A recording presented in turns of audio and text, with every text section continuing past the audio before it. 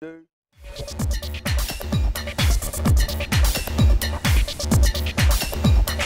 How's it going, folks? We're back to IGN's E3 live show, streaming to you on e3.ign.com and on YouTube. We just saw 2 Sony exclusive racers, but how about something a little bit different? Zipper Interactive is working hard on the next Socom, so let's see what they've got cooking up. With us are Travis Steiner and Kevin Schmidt.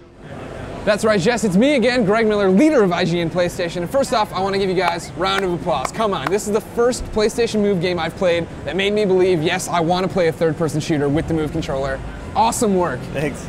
For somebody who hasn't seen Socom before, though, where are we right now? What's happening, Travis? Well, we're in Southeast Asia. We're in the middle of a violent revolution. You play the role of the NATO Operations Commander, and you're in command of a 5-person squad. And really excited to show you just really an intense environment of a combat zone of a scale far beyond anything we've ever seen in a Socom title before. Now, I mean, in the past Socom, it's a squad-based multiplayer thing.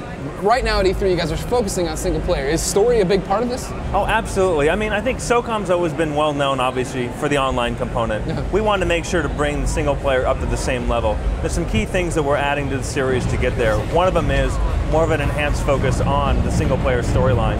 So we have more cinematic moments throughout the campaign, like this opening shot here. Yeah, I would say this is pretty cinematic. Again, I think this shows just a level of scale in the Socom mission and just the intensity of the action. Now, you're playing as OpsCom, going through this. Are these teammates you're with? I mean, are you a close-knit unit, or are you picking these people up as you go? Well, 2 of the members have been with you for a while. You'll see there on the right 2 members of the U.S. Navy SEALs.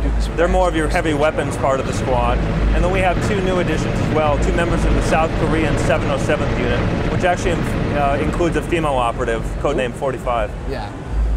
Do they all work, together? Are they getting along? It's a little bit tense at first, but I think by the end of the campaign, you're really a pretty cohesive unit.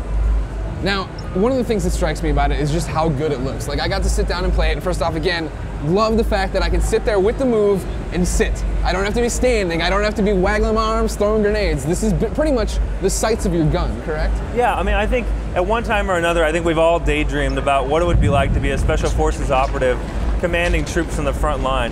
I think Socom 4 delivers the most authentic and immersive representation of that experience, all from the relative safety of your TV room.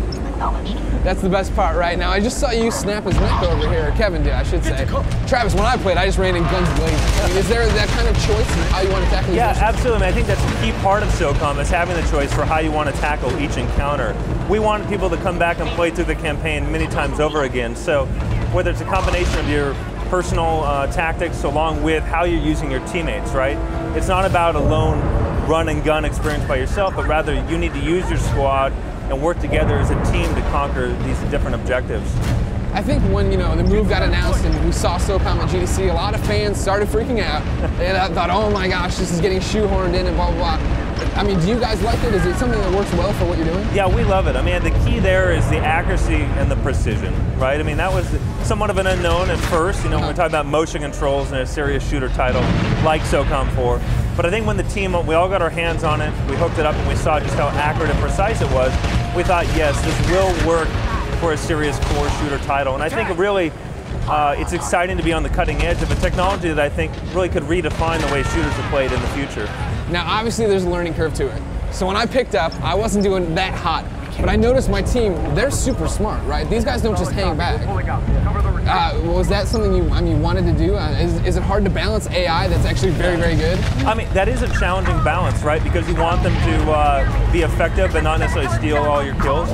So we are doing some things behind the scenes to make sure we balance that out. We cater to both play styles, whether you're a player that really wants to take the time to utilize each tactical scenario, utilize them in a tactical way, or whether you do want to kind of just have them be in tow. I think part of that will be the difficulty level that you're trying to play the game on. At the higher difficulty levels, you better use your teammates, because the enemies this time around are a lot smarter and you'll need them to counter them. Now, what exactly is happening here? This is another cinematic moment, obviously. So this is one of our real-time in-engine cinematics, again, trying to tell much more of a story in Socom. Again, I should mention, we see here the Ops Commander. We've never really had a main character that we featured the story around in a Socom game. So we're really excited to do that this time around.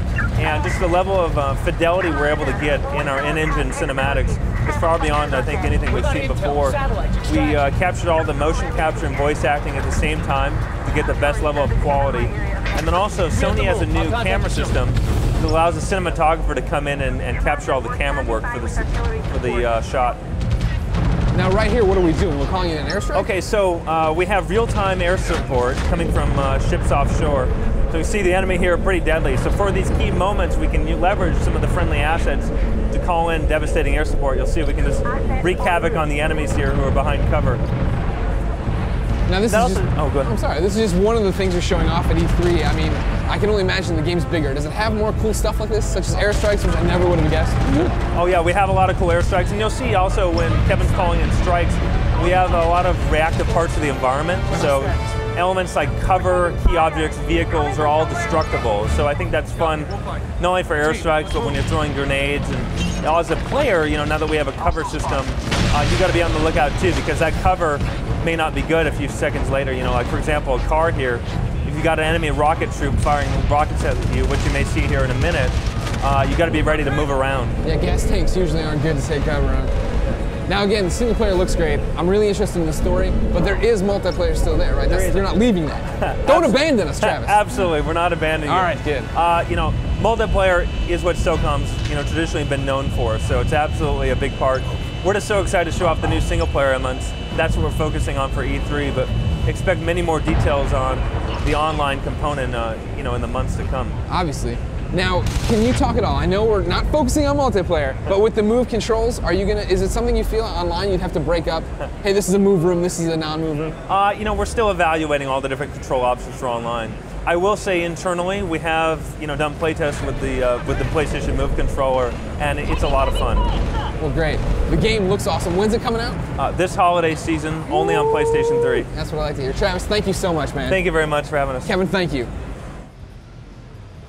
Thanks a lot, everybody, but that's not all for our little Sony block of programming. Coming up next are 2 PlayStation Move games, Sports Champions and The Fight. Also coming up is our second giveaway of the day, so make sure you stick around. You won't want to miss it.